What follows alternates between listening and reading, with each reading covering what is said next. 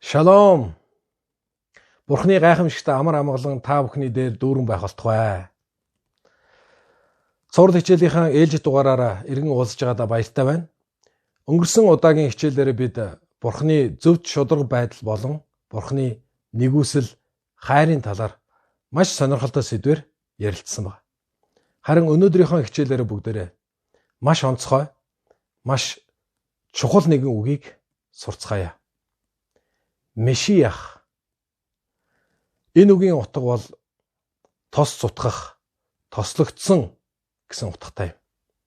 Еврей эцэг эхчүүд энэ онцгой, энэ гайхамшигтай үгийг цаахдаа Бурхан бол дахин ирэх Месиах буюу аврагч юм а гэж хэлдэг юм байна.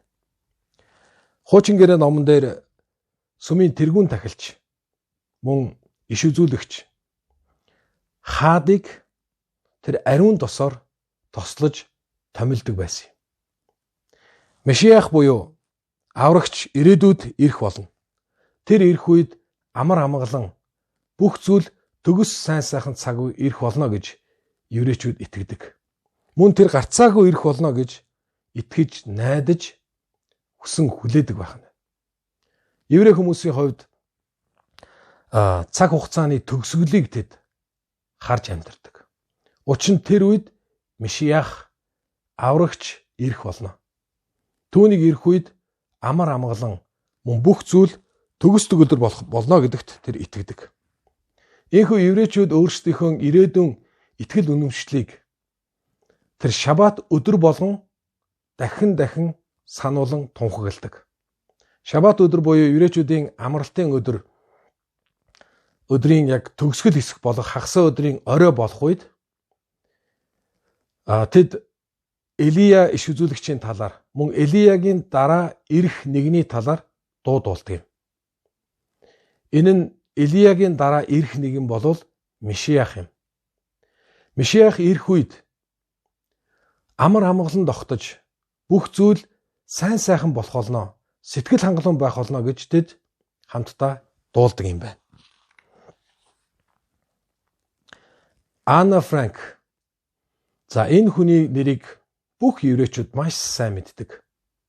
Энэ эмэгтэй болон түүний гэр бүлийг нацистууд барьж авч явахаас өмнө тэр маш алдартай нэгэн бичээсийг үлдээсэн байдаг.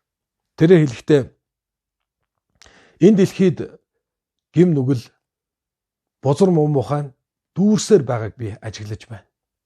Манай үндэстнийг устгахаар гарч байгаа тэр аимшигтай нүргэлж байгаа аянгийн чимээ улам чанга дугарч байна.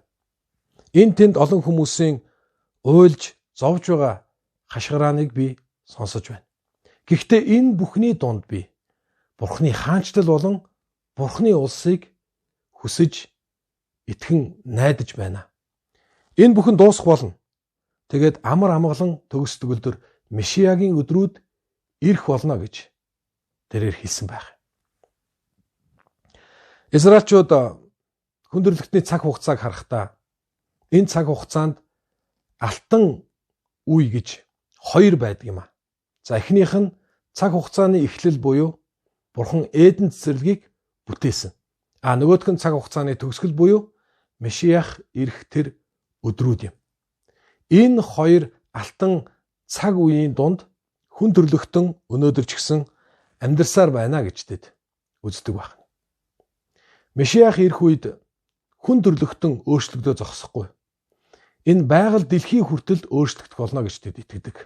Эртний зарлага Исаягийн хэлсэнчлэн Месиахыг ирэх үед тэр чон хураг хоёр мөн арслан ишиг хоёр хамтдаа бэлчээрлэх болно гэж тэд хэлдэг.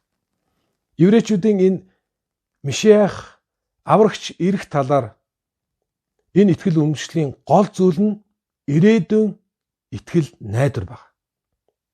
Хинч булааж авахгүй, хөдлөшгүй, ганхахгүй тэр итгэл байна. Өнөөдөр амьдралд хүнд хэцүү байсан ч гэсэн, эргэн тойронд гим нүгэл, асуудал, зовлон олон байсан ч гэсэн ирээдүйд энэ бүх зүйл маань өөрчлөгдөх болно. Месиа ирэх үед бүх зүйл төгс төгөлдөр болох болно гэдэг. Тийм учраас еврейчүүд ийм үгийг хэлэх дуртай. Өнөөдөр амьдралд зарим зүйл нь бүтлгүй болж байгаа бол хэцүү байсан ч гэсэн битгий шантраарай. Яагаад гэвэл Бурхан энэ дэлхийн ертөнцийг төгс төгөлдөр болох болно. Тийм учраас өнөөдөр чадах чинээгээрээ хичээгээрэй гэж тэд ярьдаг. Тэгэхээр би танаас асууя. Таны хувьд ирээдүйн итгэл найдвар чинь юу вэ? Танд ирээдүйн талаарх ганхашгүй хинч булааж авч чадхааргүй тэр баттай итгэл найдвар байна уу? Еврейчүүд ийхүү Месияг итгэж найдан хүсэн хүлээж байдаг. Би Израильд байх үедээ еврейчүүдийн тэмдэглэдэг онцгой нэгэн баяр болох дээгүр өнгөрөх баяр Пасах гэж хэлдэг. Энэ баярыг хэрхэн тэмдэглэж байгааг ажиглан сурсан ба. Тэгэхээр Пасах буюу дээгүр өнгөрөх баярын өдөр хүмүүс гэр бүлэрээ болон мөн синагогт олуулаад цуглаад Пасах седер буюу тэр дээгүр өнгөрөх баярын зоогийг тэд хамтдаа барьдаг. Энэ зоогийн үеэр тэд Египтийн тэр боолчлолд зоож байсан цаг үеэ санаж, Бурхан тэднийг хэрхэн аварч чөлөөсөн талаар ярьж, бас магтан дуулж, мөн тэд хэд хэдэн усан үзмийн дарстаа тэр хундгыг бэлэгдэл болгож уудаг юм. За энэ хундгуунуудын дотор Элиягийн хундаг гэж байдаг. Мөн зовлонгийн хундаг гэж бас байдаг. Тэгэхээр энэ баярын зоогийн үед раби юм уу эсвэл зоогийг удирдах байгаа аав нь хүүдээ гүйж очиод хаалга онгоолгоод үзээ. Хаалган дээр Элия ирсэн байна уу үзээд ирээ гэж. Хүүн гүйж очиод хаалга онгоолгоод байхгүй байна гэж хэлэх үед Элия ирэх болно. Тэр заавал ирэх болно гэж хэлдэг байна. Тэгэхээр та нар шинэ гэрээн дээр Есүс Гетсеман цэцэрлэгт хэрхэн залбирсныг санаарай. Есүс аава хэрэг хүсвэл энэ аягтайг, тийм ээ, энэ хундагтайг надаас холдуулаач гэж. Тэгэхээр Есүс тэр зовлонгийн хундгыг уусан гэдгийг бид нар эндээс харж чадна. Мөн энэ Пасах седер буюу дээгүр өнгөрөх баярын зоог дээр Израильчууд хоньны мах иддэг. Яагаад гэвэл Египтээс тэд нар чөлөөлөгдөх үедээ Мөсө тэр хоньны цусыг Израиль айл болгоны хаалган дээр дүрхэх үед тэд аврагдсан баг. Тэр хоньны золиосоор дамжуулан аврагдсан гэдгийг тэд санал дурсдаг. Тэгвэл Элиятай адилхан иш үзүүлэгч буюу эзний замыг, Месиягийн замыг бэлтгэсэн Иохан Баптист Есүсийг үгж хэлсэн бэхтэр дэлхийн нүглийг үүрэгч Бурхны хураг гэж хэлсэн.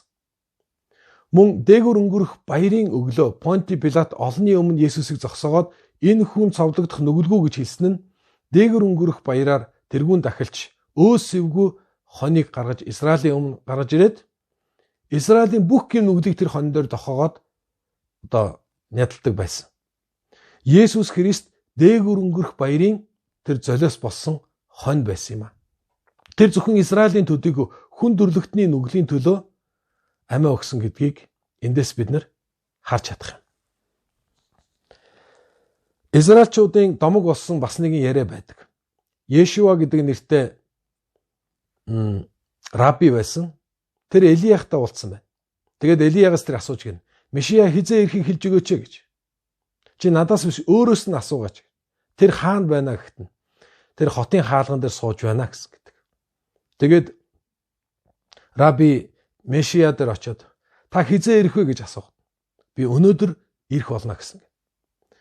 Ингээд раби Йешуа гэртээ очиод Есүсийг ирэхийг Месияг ирэхийг хүсэн хүлээсэн боловч тэр ирээгүй.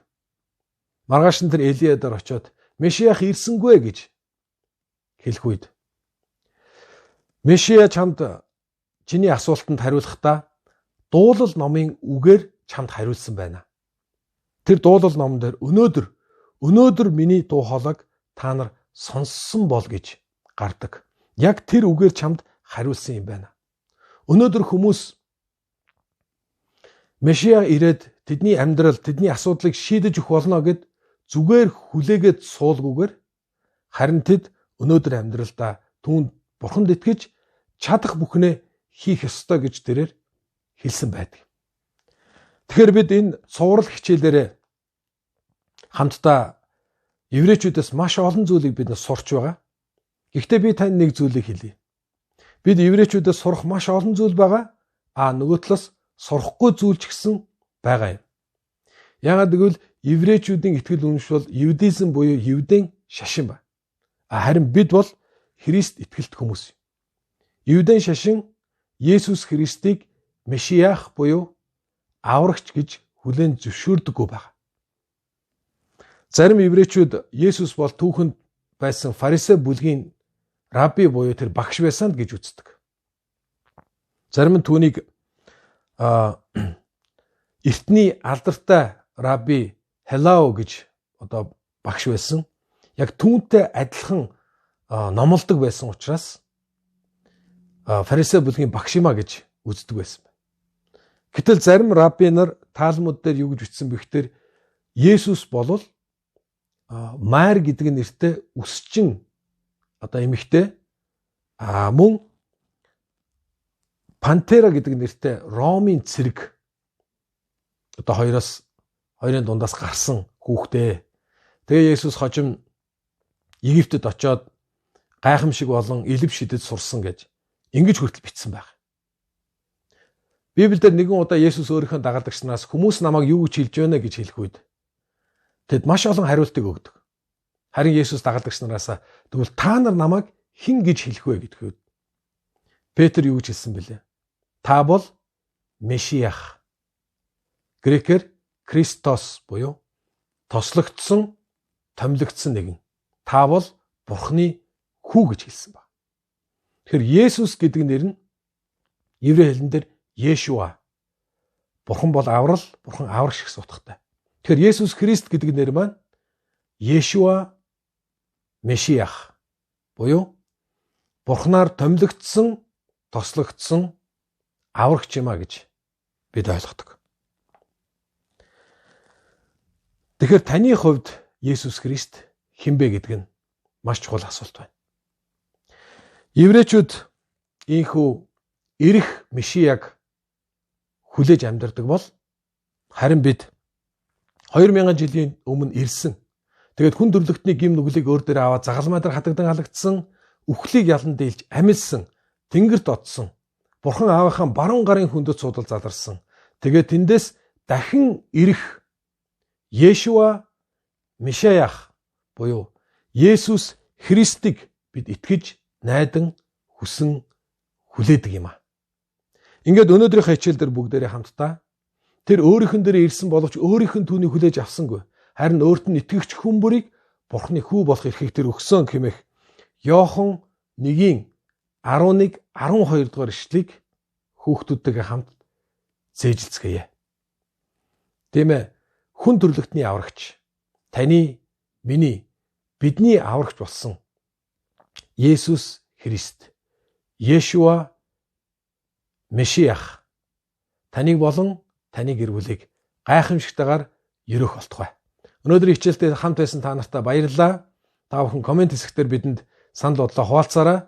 Мөн видеого шеэр хийж хуваалцаарай. Subscribe дарж биднийг бас дэмжээрэй.